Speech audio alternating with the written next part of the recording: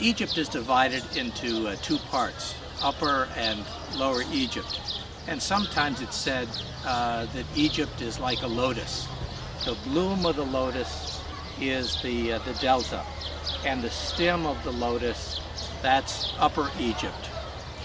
Where those two come together, that's where Memphis was located, and that was a major administrative center throughout most of ancient Egyptian history.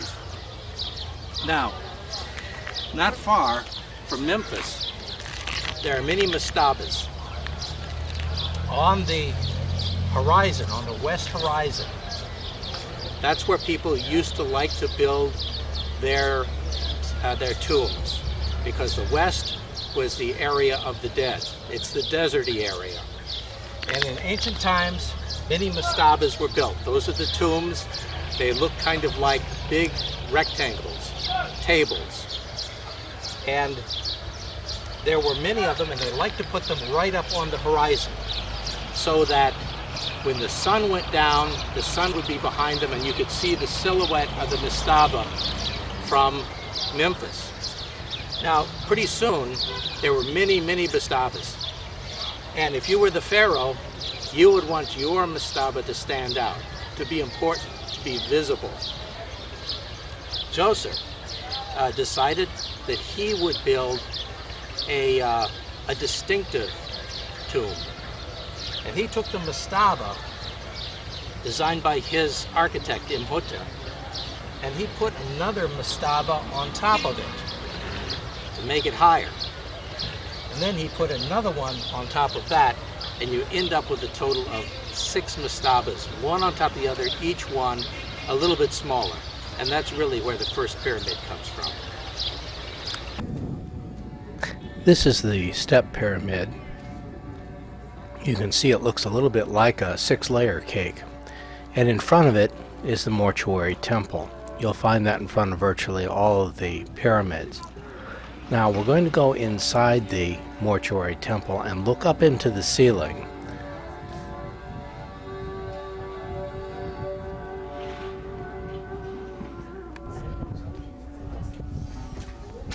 Up above you'll see what appear to be logs. In fact, that's stone. Or to be more specific, it's stone that appears to be representing what the original building material was, probably palm logs like this one that I saw at the National Museum.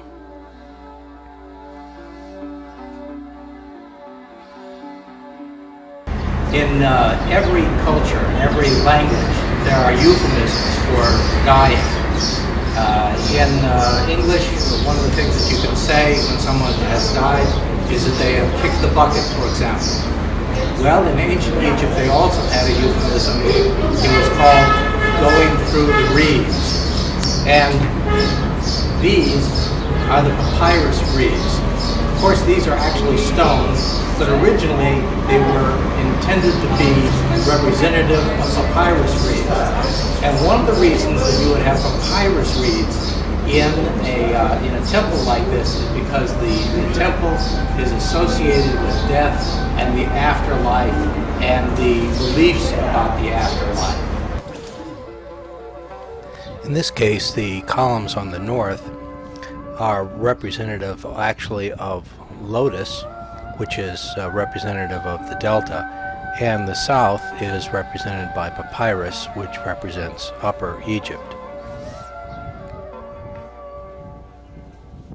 Just outside the mortuary temple is a large court, and that court is surrounded by what was originally a 30-foot high mud brick wall, and those are the original mud bricks right there.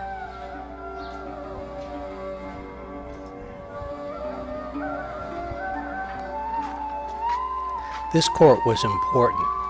It's the Hebsed court, and every 30 years the pharaoh had a jubilee, and in that jubilee he had to prove his vitality by chasing a bull around this court. Now, Pepi II ruled for 94 years, died at 98, and so he would have had to have made this run 3 times. And in back of the pyramid, there is the Serdab.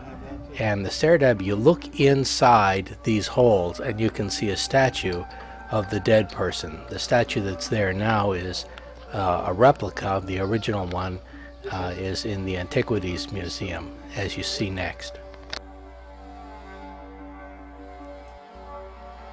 This picture is one of a series on the walls in one of the mastabas.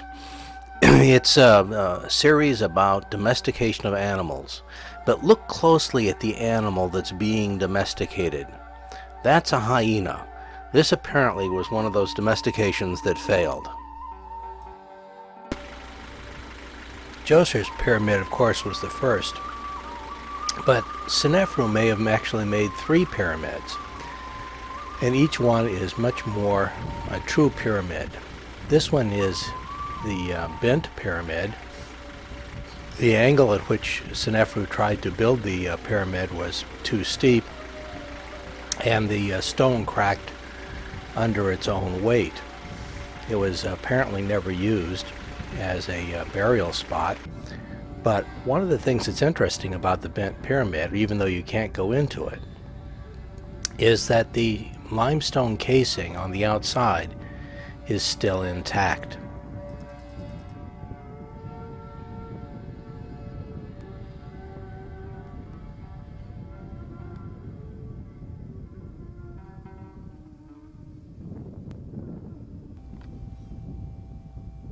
In this scene, we can happen to see that the pyramid is being protected by the local police. There they are down in the shadow with their patrol car.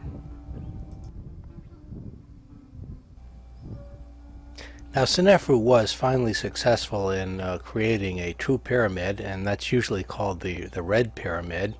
And you can go inside the Red Pyramid. Now, in order to get inside the Red Pyramid, you have to go up this stone walkway, which is very steep and very long, and it takes you about a third the way up the pyramid, and then most of the action inside the pyramid is a walk down into the burial chamber. Now this is a view of the surrounding terrain from the top of that stone staircase that we saw just before, and now we're getting ready to turn around and go down the shaft into the pyramid. Now this shaft down into the pyramid, it's only a little over 4 feet tall, and so you really have to scrunch down in order to make your passageway down. And of course, going down that way is just about almost as hard as going up. Incidentally, there's a great story about Senefru. One day he was sad, and his vizier decided to try to cheer him up. So the vizier got the pharaoh on a boat ride, and all the rowers were the girls from the court, and he dressed all the girls in fishnets. And so the pharaoh was feeling pretty happy after a little while, and one of the girls lost her bracelet over the side of the boat, and she was crying, and the pharaoh went over to see what the problem was, and he told her don't worry, he'd get her another one just like it, and she said she didn't want one just like it, she wanted that bracelet. So the pharaoh turned to the vizier, and the vizier by magic was able to get the bracelet up out of the bottom of the water. I think this shows that Senefru was a very human and a very kind sort of person. We're going up that staircase next. Incidentally, the roof in here is a corbelled roof. That is, those are large granite slabs running the length of the room, and the one above just goes a little bit further towards the center than the one underneath it, and that's how you get that kind of effect.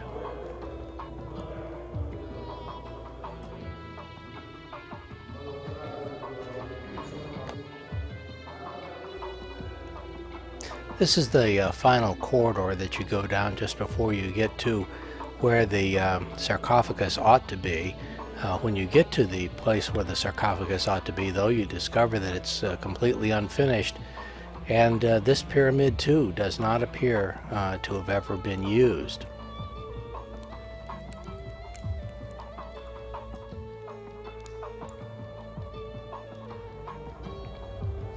Now, once again, now you're going to see that corbelled roof ceiling, and you're going to see this style of architecture repeated again in the Great Pyramid when we go through there.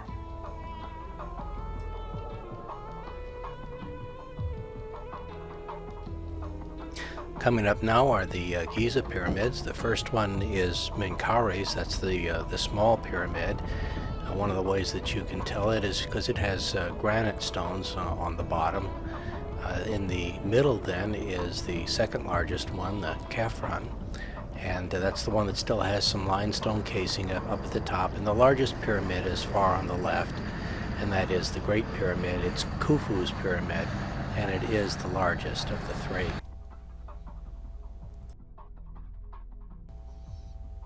One interesting thing about Khufu is that there's only one known statue of him, and here it is. Here we are at the Great Pyramid. Let's go inside and take a quick look around.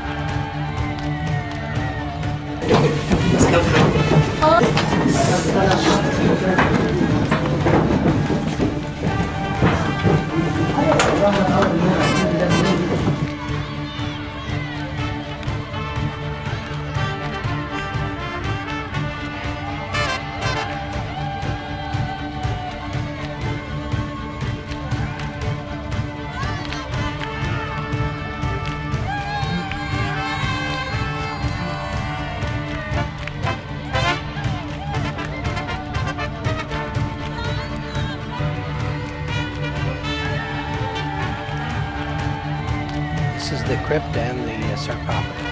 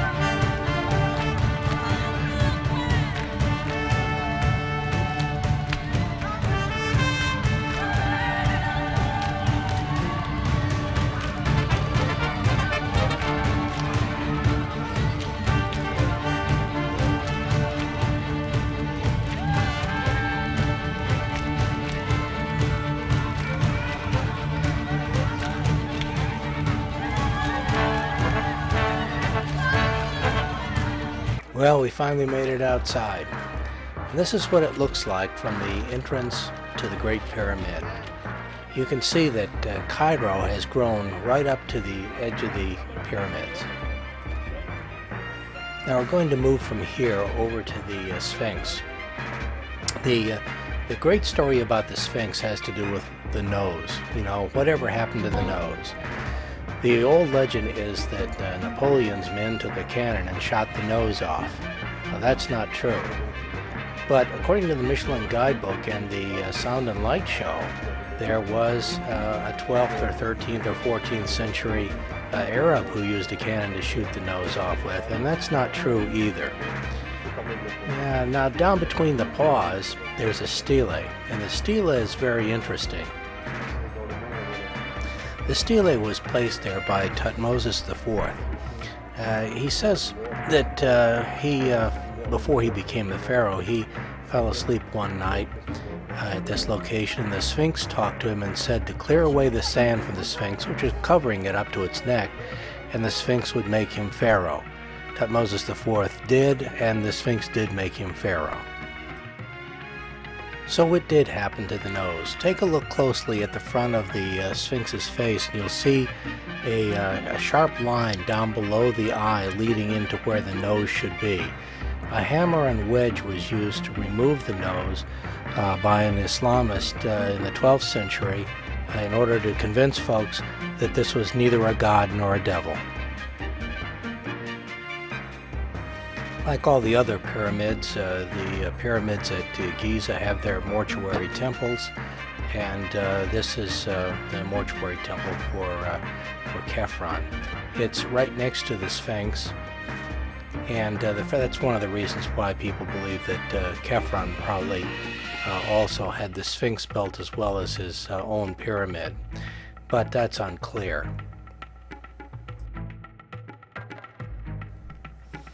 I'm going to swing the camera now all the way around so that you can see the part of Cairo that butts up against the pyramids and the Sphinx.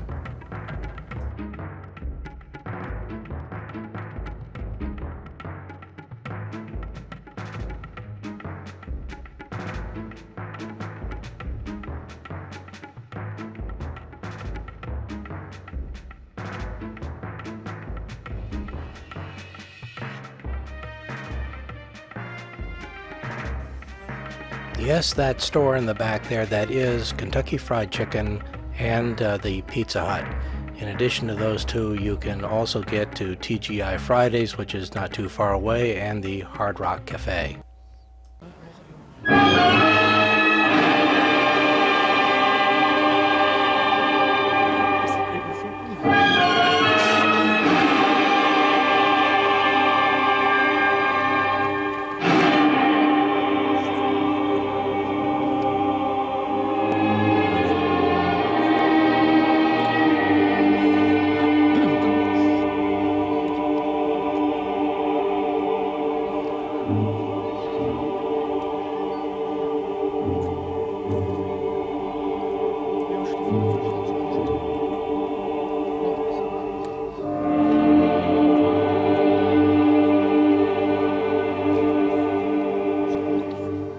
May the evening soothe and welcome you, O travelers from Upper Egypt. You will travel no further because you are come. Here, you are at the beginning of time.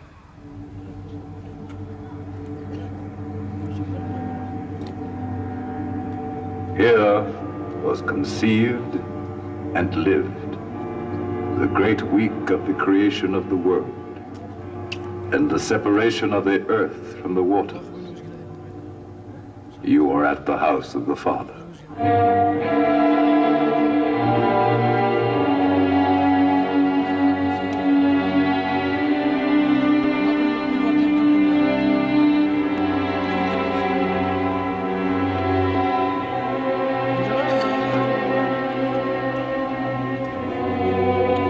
In this house of the Father, each pharaoh thought of himself as a son and wished to leave his mark upon it.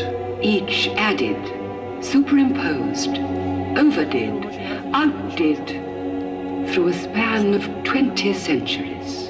The result is this fabulous labyrinth of facades and passages, esplanades and corridors, perspectives and detours, to which only priests and pharaoh had access.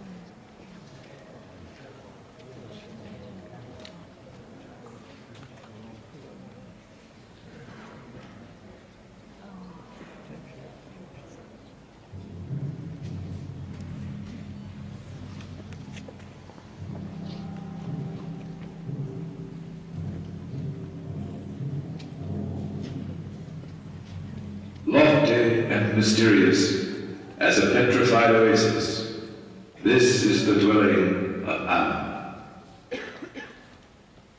These are the mighty stone organ pipes of Karnak.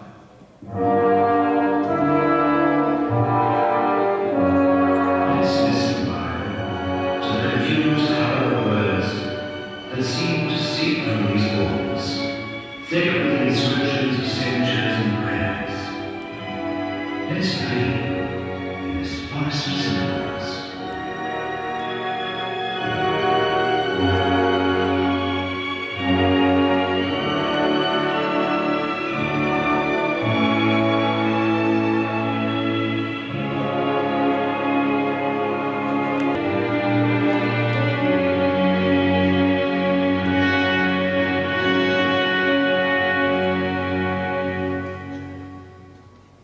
The columns are all inspired by the unproliferous papyrus of the river, which brought to Egypt both its grace and its knowledge.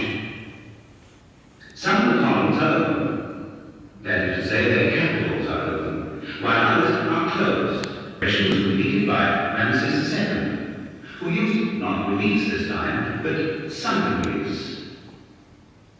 This high-star chamber is the mother of all the three native basilicas which later were inspired by his plans.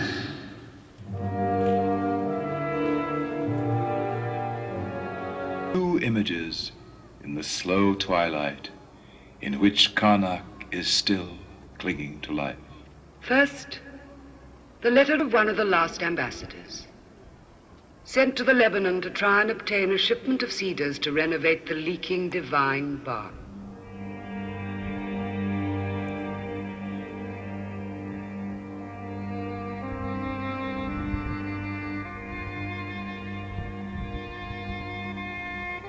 Woe is me, poor Unamun, in whom you place so many of your hopes. They left me to rot in the port of Byblos. I had to wait 30 days and bow and scrape 1,000 times before being received by a prince who had formerly so often trembled at the name of Amun. He found my gifts unworthy. But I think I moved his heart, and I have arranged for the trees to be cut down and taken to the riverbank. But when can I set sail again? I see the birds migrating for the second time, flying to Egypt. How I envy them. They are making for the marshes.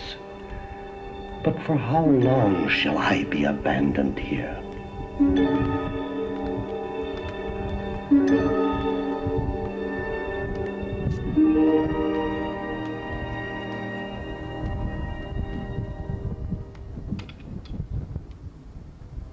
The other image, much later, shows us the Emperor Germanicus sailing along the Nile to see the works of antiquity.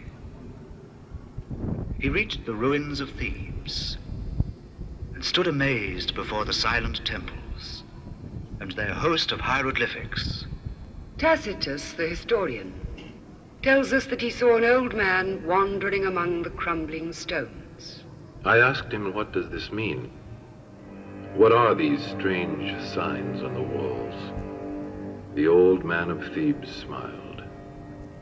You are lucky, O Germanicus.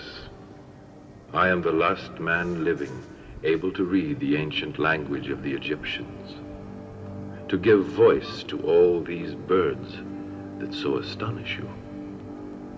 And reading upon the walls as in a book, the old man told me of the splendor of Thebes that surpassed that of Rome. This is Luxor Temple, which, like Karnak, is led into by a column of sphinx on both sides of the road. These sphinx are more traditional looking, though, with human heads instead of ram's heads. And then at the end of the row of sphinx, there is the traditional Egyptian pylon, which is really a Syrian Migdal fortress. And you can also see the column that is still there, one of a pair, and the seated Ramses. You've probably always wondered how they got those columns erected. And the next film clip I'm going to show you gives one explanation for how those columns got up there.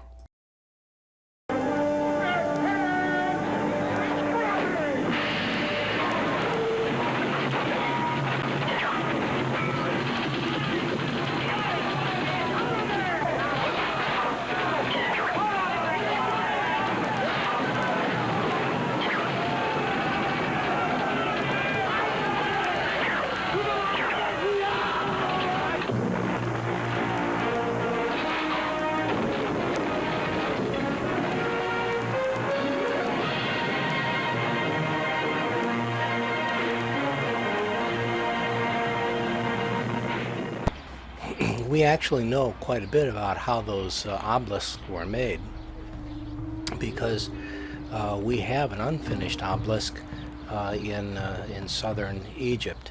And this one was being made for Queen Hatshepsut, and it never made it out because it is in fact the largest obelisk ever attempted. And while it was still in the quarry, it cracked because of its great size and weight. But fortunately, we do have it, and it allows us to figure out how those huge stones were in fact quarried.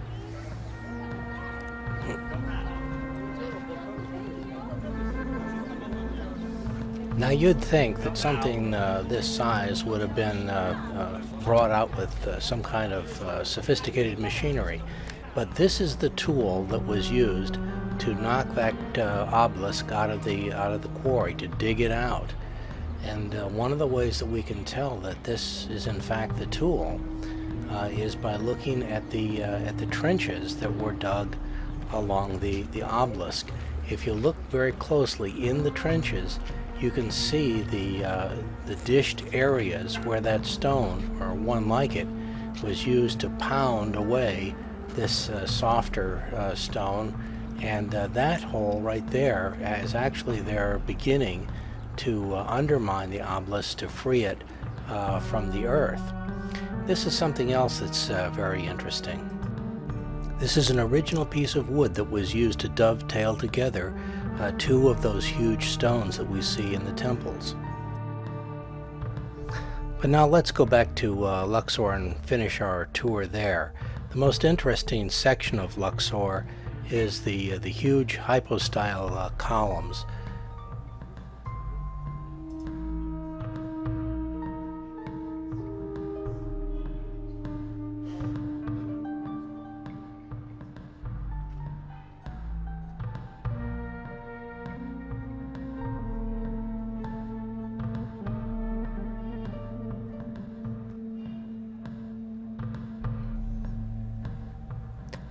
Now, of course, at one time these columns were all painted, and there was a roof covering this particular section of the temple.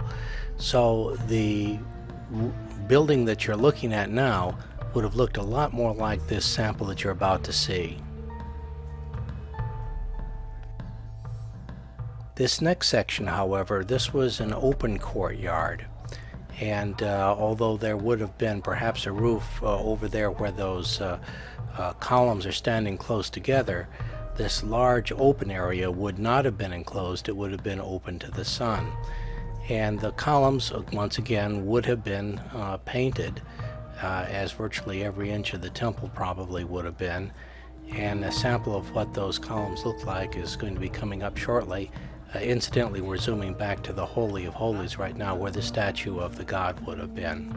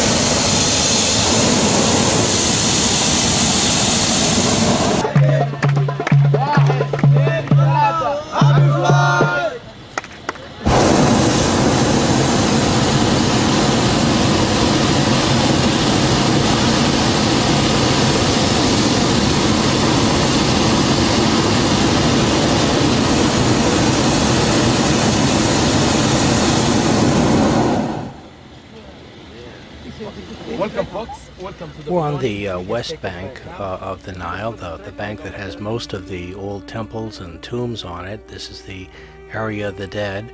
And off there in the distance, that shimmering is the Nile. You can actually see some ships on it from the balloon as we take off.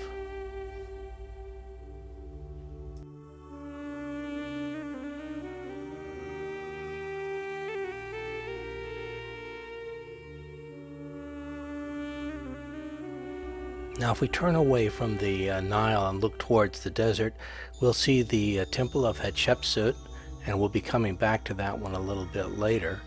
And also, almost beneath us, is the Ramesseum.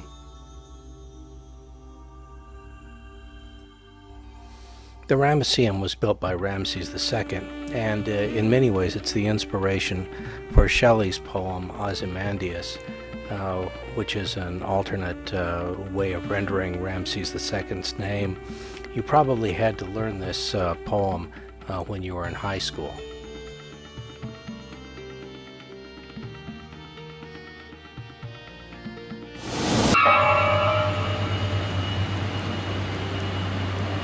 I met a traveler from an antique land who said, "Two vast and trunkless legs of stone stand in the desert. Near them, on the sand, half sunk, a shattered visage lies, whose frown and wrinkled lip and sneer of cold command tell that its sculptor well those passions read which yet survive, stamped on these lifeless things, the hand that mocked them and the heart that fed. And on the pedestal these words appear, 'My name is Ozymandias, King of Kings. Look on my works, ye mighty, and despair.' Nothing beside remains. Round the decay of that colossal wreck, boundless and bare, the lone and level sands stretch far away." Well, these are in fact the feet that Shelley was talking about, and they are the feet of a huge, colossal statue of Ramses II that was destroyed in antiquity by an earthquake. There's virtually nothing left of the statue, and if we look around where the statue was, the whole area does look very desolate and very much the way Shelley described it. Nonetheless, if you move just a few feet away from the statue and start looking at some of the buildings that did survive the earthquake, there is actually quite a little bit of the Ramesseum that still exists. The Ramesseum is right on the edge of the new town that's up on those hills, and you can see a fairly large number of the columns have survived. Now, getting back to the balloon ride, there's lots of things to see from the air, and one of the things to see, and we'll be going back to it, is the village of the craftsmen that built the tombs in the Valley of the Kings, and we'll be spending some time there. And another thing you can see is the Temple of Ramses III, and we're going to be spending some time there in Ramses' place as well. Now, Ramses III is most famous for his defeat of the Sea Peoples. Now, the Sea Peoples are a somewhat mysterious migration that came down out of the Black Sea, destroyed the Hittite Empire, threw the entire eastern Mediterranean into chaos. But when they reached the Nile Delta, Ramses defeated them, and these are depictions of the Sea Peoples that he defeated, and as a result, he probably saved Egyptian civilization. There we see Ramses smiting the Sea Peoples mightily.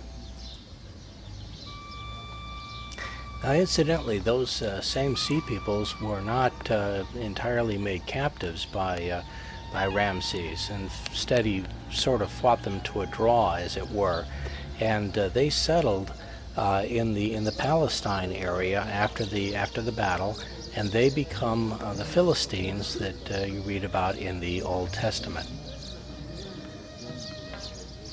Now, when you see Philistines on the wall, when you see Sea Peoples on the wall, they'll always have this sort of curious little headdress on, and that's the way you'll be able to tell them from any of the other people's in the Egyptian drawings.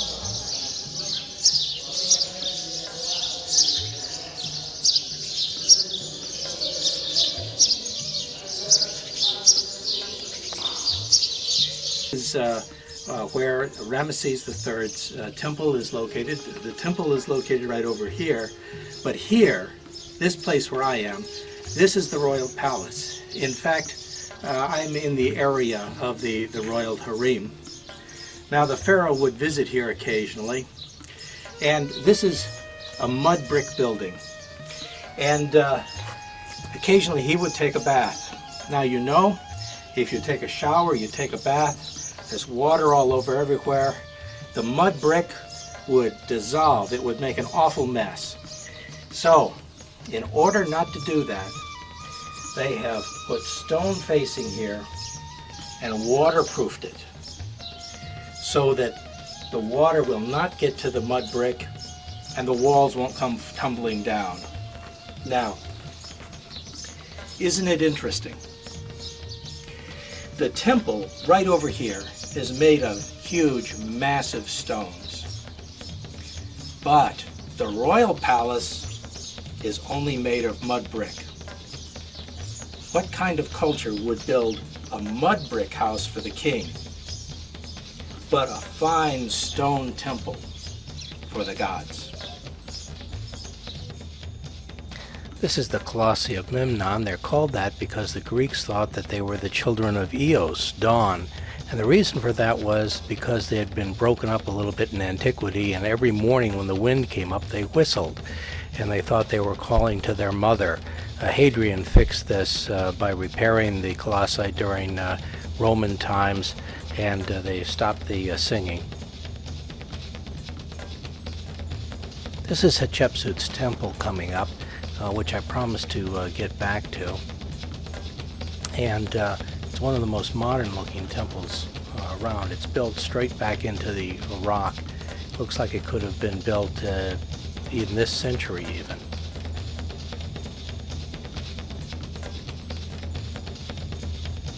Now Hatshepsut was a pharaoh, the young male heir to the throne. Being too young, she came on as initially his regent, but even after he was old enough to rule in his own name, she continued to rule. She was only his stepmother after all. And the young Thutmose III, as he was to become, began to chafe quite a bit under her control. And he and his friends used to go to drinking parties, beer drinking parties, up there in the hills to the right of the temple, up in one of those tombs up there.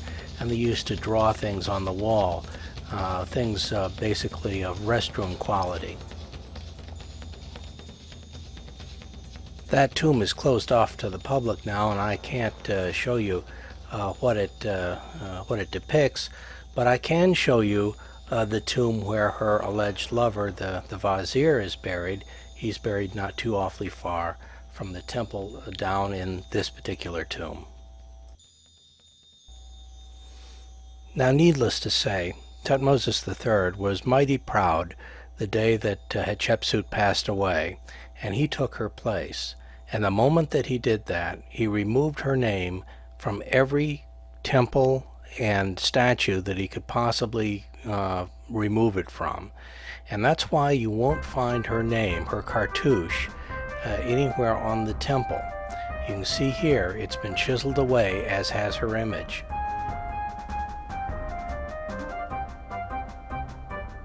Even so, you can see that the temple is in relatively good condition. There is quite a bit of color left in a number of places where the sun hasn't gotten to.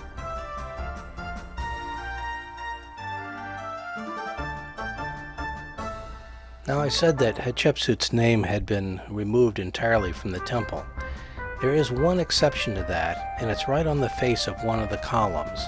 And as a result of that, it would appear that although Hatshepsut's name was originally completely removed from the temple by Thutmose III, at some later time, someone else came back and carved their cartouche back into one of the columns of the temple so that people would know that this was in fact Hatshepsut's temple.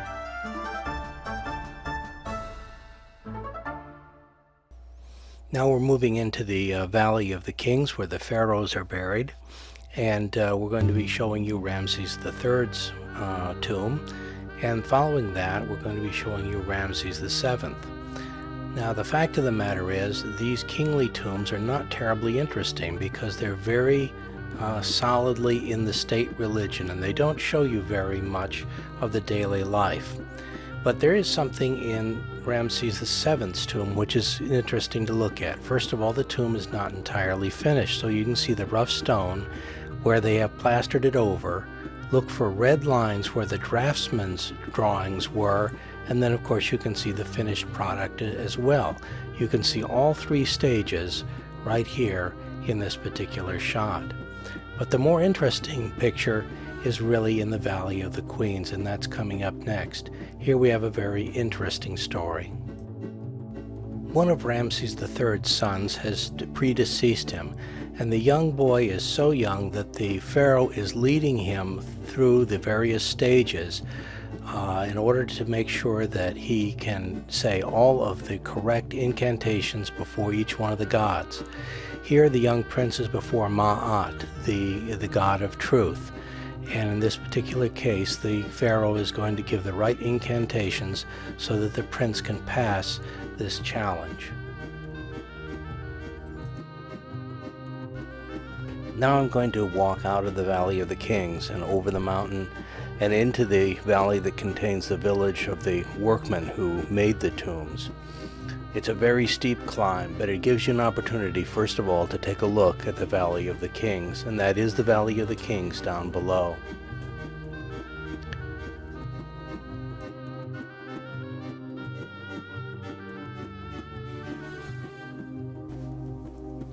We're moving over now to the mountain peak that is sometimes referred to as the pyramid of the Valley of the Kings.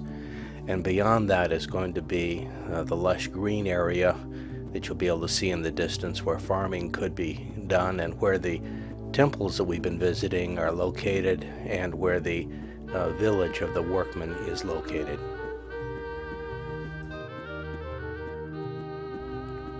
About 3,000 years ago, the villagers, the tomb makers, got fed up because they didn't believe that they were getting all the grain that they should have, and they walked straight off the job. That's the granary, that's the Ramesseum, but the one that they thought that their grain was located at was in Ramses III's temple, which is over here a little bit to the right. They walked straight off the job and they went to Ramses III's temple, and there in Ramses' temple they did a sit-down strike. And there they waited until somebody came and did something. Now, while they were there, we happen to know that one of the foremen went to one of the local ladies who was selling date cakes. And he went and bought a bunch of date cakes and brought it down here to Ramses III's temple where the workmen were, and he gave it to them and they ate those cakes for dinner that day.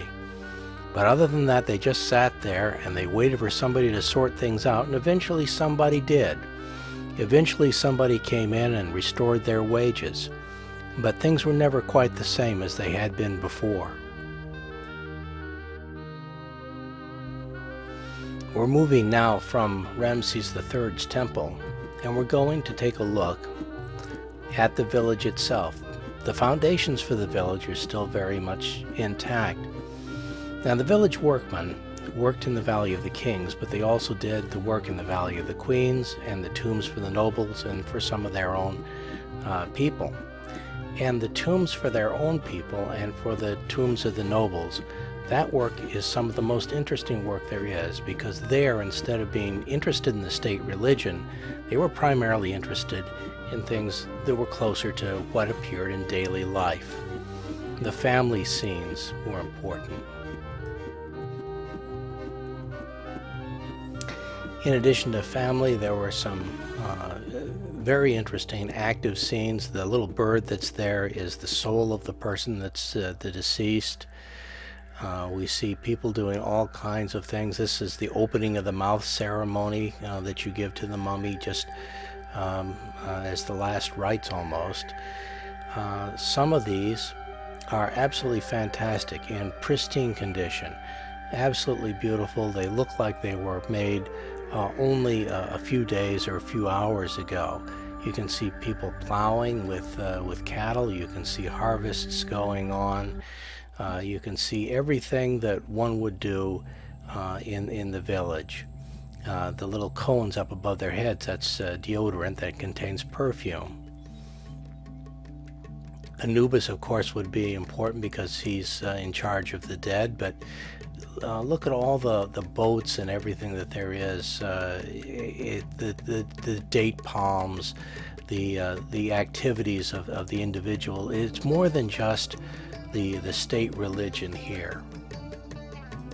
Now, finding the tombs of the nobles was difficult. These were my guides. They helped me to locate various of the tombs.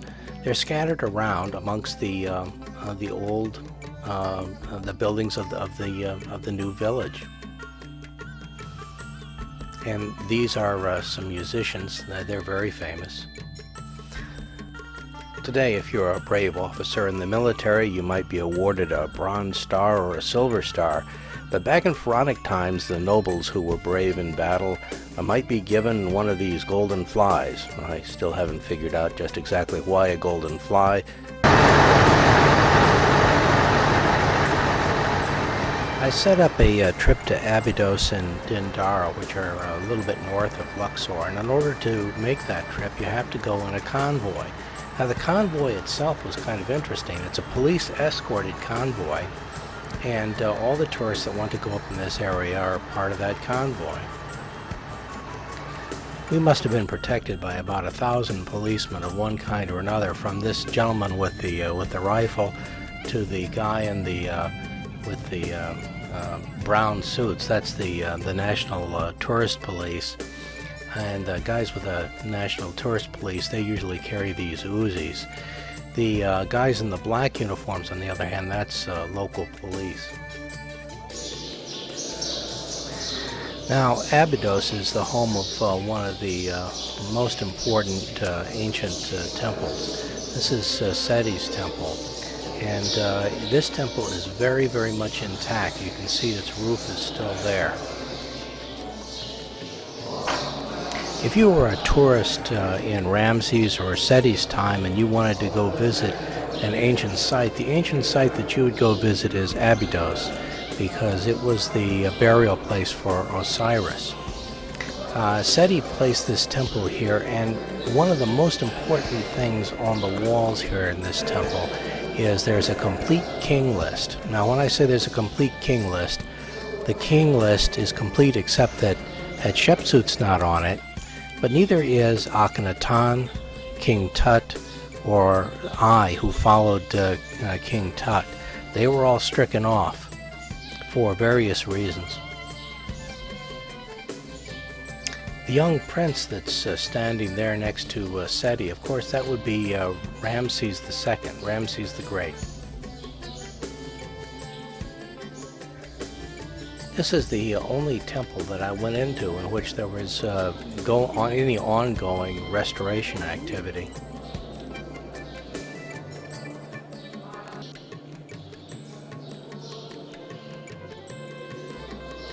At one point in the convoy, while going back to Luxor from Dindara, the police confiscated all the drivers' operating licenses and told them to keep up with the police car, or they wouldn't be able to keep their license. And the result was we went back to Luxor at high speed. But this is the trip between Abydos and Dindara, and so it's running a little bit slower than that. And one of the things that you might notice is that the people really are apparently very friendly here.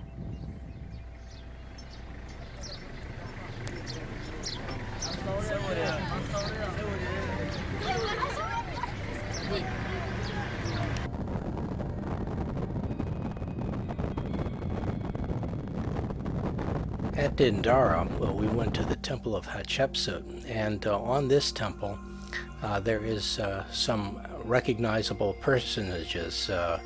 The statue of the little prince down there that's so worn away and defaced, that's Caesarion, and he and his mother, Cleopatra VII, Cleopatra the Great, are depicted on this pylon. Now, as I said, this is the temple of the goddess Hathor. This is Hathor's face. It's a woman's face with cow ears usually, or sometimes it's just a cow, and you can see that some of the color still exists in the roof. Now, the Greeks and Romans used to equate Hathor with the goddess Aphrodite or Venus, depending on which name you wanted to use. But it appears to me that she's much more than just a goddess of love. She's also very much involved in fertility and child rearing and that sort of thing.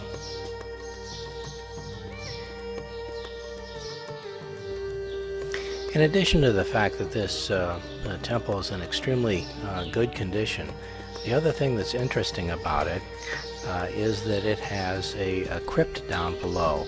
Now, in order to get to it, you almost have to get on your hands and knees and crawl through. But I'm about ready to show you next the passageway down to the crypt. This is coming up out of the crypt, right there, and that's the little passageway right there. And that's where you have to go down. This is my guide coming through on the way down, and this is what we saw once we got down into the crypt.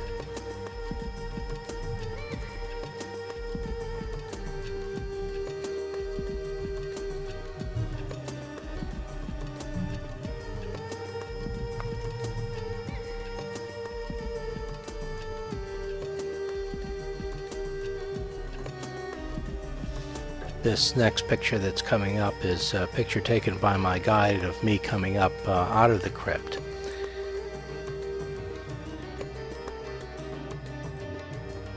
Every year the big festival was the festival of Opet, and at Opet the gods were loaded onto ships like the one you're about to see, and they were carried from one place to another. Now, what's important about this for as far as Hathor is concerned is that she would be carried in a boat like this down to Luxor to visit Amun, and she and Luxor then would sort of celebrate a honeymoon together, and everybody in town would be drinking beer and having a good time. It was the big festival of the year, kind of like Christmas and New Year's and maybe 4th of July, all thrown into one. It would occur usually during the summer.